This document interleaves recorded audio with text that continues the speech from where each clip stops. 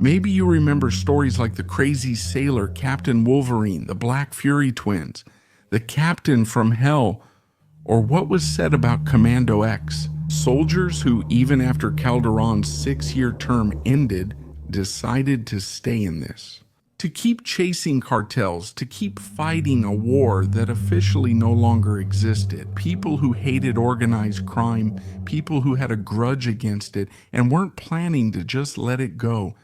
Just like that. But this story takes another path, because it's one thing to talk about individuals, about 1 or 2 people, and it's something very different to talk about an entire unit, about a whole company. That ended up being known as the Death Squad. And no, it wasn't a sergeant in command, nor a lieutenant, not even a captain. The one in charge there was a general, an eagle. They didn't get that nickname for exaggerating or trying to be interesting. They earned it for what they did.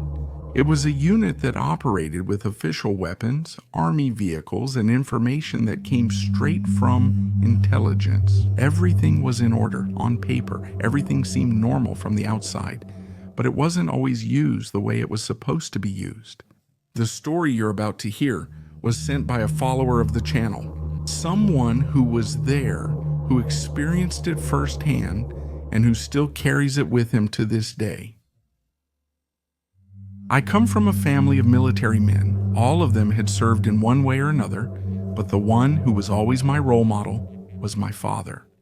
He joined the Mexican army when he was practically just a kid, at just 16 years old, and as time went by, he became an instructor at the Heroic Military College. I grew up there for a while, and anyone who has lived at the Heroic knows what that environment is like. Discipline, order, and high standards aren't for everyone. When my father started his retirement process, we moved to the state of Chihuahua. I finished high school there, and I already knew that I wanted to enter the Heroic Military College. I began the paperwork, prepared, got excited, but when the results arrived, I realized I hadn't passed some exams. That day was, without exaggeration, one of the worst of my life. I felt like I had failed. Not just myself, but my father. He had come a long way. Paratrooper sergeant school instructor. I wanted to surpass him, or at least make him feel proud. That didn't happen. I felt defeated and talking with friends. Someone said I could enlist as a soldier. It wasn't the Heroic Military Academy, but it was still service. So I decided to enlist in Chihuahua, but not just anywhere. They sent me to the military garrison in Ojinaga, right in the middle of the war. The process wasn't quick. For 2 or 3 months, I went every Friday at the same time to ask, what's happening with my enlistment?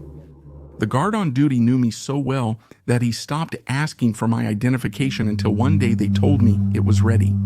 They gave me the list of things I had to buy, the reporting date, and I went home to give my dad the news.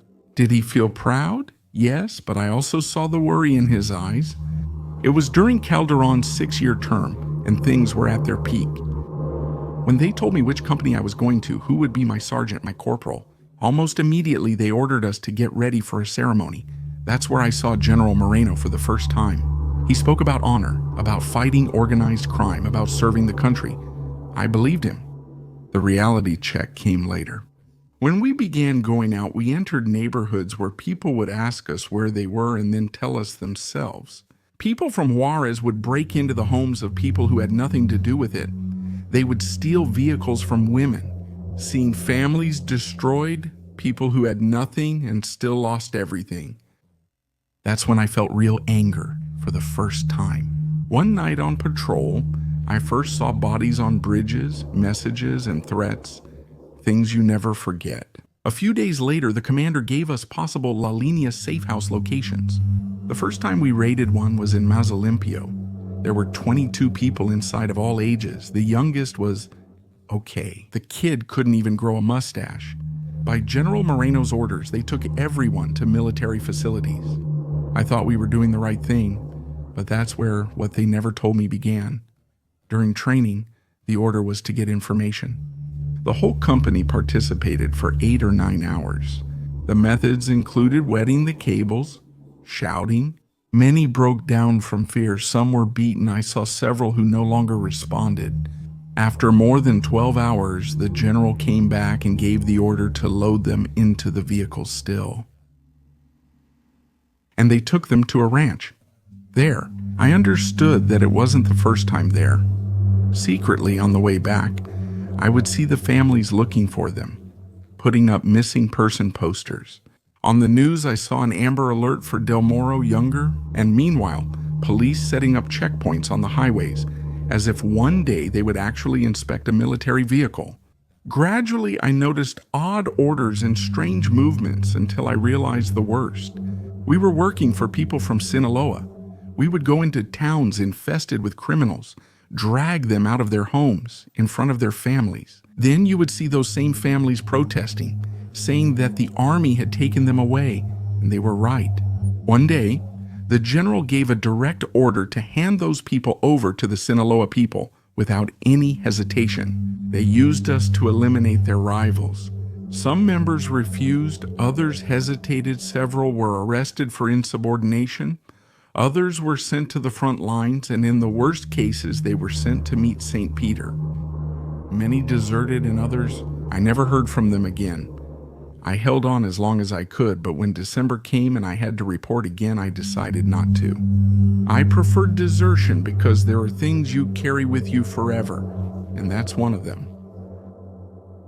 As you can see, in the end, all of this leaves a burden that's heavier than any uniform or rank.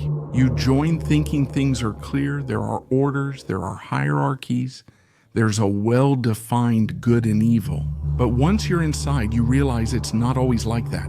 That there are moments when the line gets blurred, when orders are no longer given. Not thinking about the country, but about interests that are never spoken out loud. This isn't about a soldier who went astray. It's about how an entire unit was dragged into doing things they never imagined. Using official weapons, official vehicles, official information, but for purposes that were anything but official. And when the one giving the order is a general, the word choice simply ceases to exist. Many didn't want to be there. Many realized too late what they had gotten themselves into. But refusing wasn't that simple. Refusing meant arrests, punishments, threats, being marked or disappearing from the map. How could you say no to a general? Some endured, others deserted when they could, and of others, nothing was ever heard again. The hardest part wasn't what happened at that moment, but what came after. Because time moves on, commanders fall, and trials come. But those who were there are left carrying that burden. With memories hard to share and silences heavier than any weapon. Many knew they were already on the crime payroll. Others found out in the worst possible way. That burden, even if unseen, is never truly let go. If you have a story to share, send it to me, Cornell, by email or on social media. I'll read it as soon as I can. Thank you so much for watching the video. Seriously, it really helps a lot. If you like, comment or share it, and if you enjoy this kind of content, you can subscribe. I really appreciate it. See you next time.